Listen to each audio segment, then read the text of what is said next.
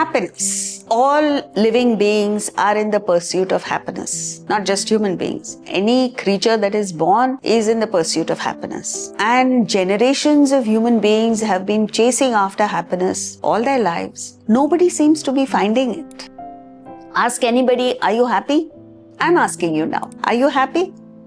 Your expression says yes, of course you're happy. But you're happy only some of the time. You're not happy all the time. And number two, your happiness is invariably dependent on something in the world being right. Means something in the world catering to you, fulfilling your desire. That's not enough. It's like you offer a chocolate to someone, and if that person eats the chocolate without removing the foil, what will he experience?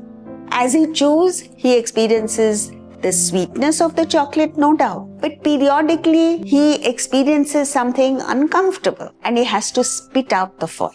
And so is it with us. Yes, we experience happiness, but periodically we have bouts of sorrow. Wouldn't it be wonderful if we were able to remove that sorrow and be happy all the time?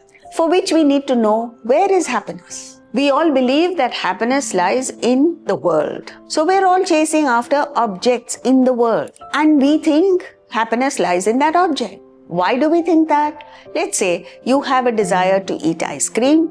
You get the ice cream, you eat it, you're happy for now. So you believe happiness lies in the ice cream. But is that true? Let's take another example. You take a non-stop flight from here to New York, and in New York, there are some passengers who exit the terminal, and as soon as they leave the terminal, they light up a cigarette, and you look at the expression on the face, you will be convinced that happiness lies in the cigarette. But does it? No. While a smoker is happy smoking, a non-smoker is positively unhappy. The object being the same, it seems to give immense happiness to one person and extreme dissatisfaction to the other person. So it cannot be in the object. Then where is it? So what is happening is, as long as the desire for any object remains unfulfilled, the mind is in a state of disturbance, agitation, unhappy. The moment the desire is fulfilled, the agitation ceases, you're happy for that time. So you wrongly attribute your happiness to the object, when happiness lies in the agitation of the mind going away. So now, where do we seek happiness? We seek happiness through 4 avenues. Number 1, sense contact. Now the mango season is around the corner, and if you have a strong desire, you're a mango lover, the first mango of the season that you eat, oh, there is so much happiness in it. Sense contact. Second, action. All the achievers in the world find satisfaction, happiness in action, in achieving things. Whether it's an athlete gunning for the Olympic gold, or a person who's looking for the next million, or you and me. Third, emotional relationship. Once you are satisfied at the emotional level, then action and sense contact go away. Fourth, intellectual delights. When a person decides to do a PhD, he sacrifices everything else and just focuses on the pursuit of the PhD. The rare few, 1 in a generation, seeks spiritual happiness.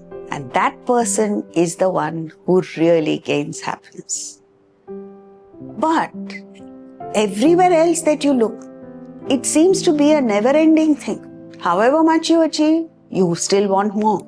So is there an end to this pursuit of happiness? Vedanta says emphatically, yes, there is a prescription for happiness, and it gives out the formula for happiness. The formula for happiness is happiness equals number of desires fulfilled divided by number of desires harbored. Simple formula. Now if you go along with this formula, to increase happiness, what must you do? Either increase the numerator, increase the number of desires that you are fulfilling, or reduce the denominator, number of desires that you are harboring. Now, even mathematically, the numerator is irrelevant. It doesn't matter how many desires you fulfill. What really matters is the denominator. Plus, any increase in the numerator will not get you to infinity. But take a look at the denominator. As you bring down the denominator, as you reduce the number of desires you entertain, your happiness increases in leaps and bounds. And you bring down that denominator to zero, what do you get? Not zero. What do you get? Infinity. And that is what you're looking for. Infinite happiness. Unending happiness. Akshayam, a happiness that never reduces. So, what must we do? Shift your attention from the numerator to the denominator. Now, when we say reduce the denominator, you're not excited about it because you like increasing desires. But we are not saying don't have object of desire. We are saying just stop the craving for it. Enjoy the world, have as much as you want, but never desire it. How do you reduce desires? You can't give up a desire. Nobody can give up desires. You can only take up a higher desire. Now go back to your childhood. As children, all of us had so many desires for toys, isn't it? You couldn't pass a toy shop without asking for something or the other. Today, do you have desires for toys? Of course not.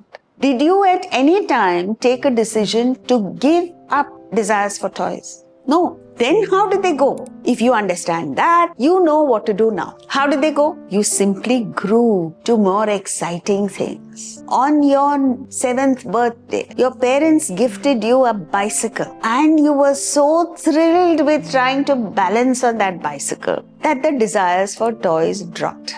And then thus you moved on to better and better things, more fulfilling things. And you grew to be a teenager. As a teenager, you fell in love. Then what happened? Bicycle, toys, everything dropped. Thus you moved to more and more exciting things, to more fulfilling things, to more gratifying things. Now, as a full-grown adult, unfortunately, you are stuck with still toys. What are these toys that make your joys? Material things. As a child, you wanted a toy car. Now you want a car. What is the difference? Only in the value. The excitement is the same, the childishness is the same.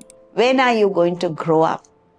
When are you going to move beyond the kindergarten of life and taste the joy of real pleasures? So, just as no parent in the world wants to deny a child of the pleasure of playing with toys, these gurus don't want to deny us the pleasure of running after material things. The only thing they say is grow to finer things. Grow to appreciate emotional joys, intellectual delights, and spiritual pleasures. Then, as you go up, the lower desires drop. And the last desire is desire for spiritual fulfillment. With that one desire, all other desires go away and it by itself vanishes because it's very refined, very fine. And what you're left with is zero desires, infinite happiness. So, where do we begin? Take that one step forward from physical and material things to emotional joys. Strive for a higher level of happiness. As you proceed, your happiness will increase, your desires will reduce till you get to that state of infinity.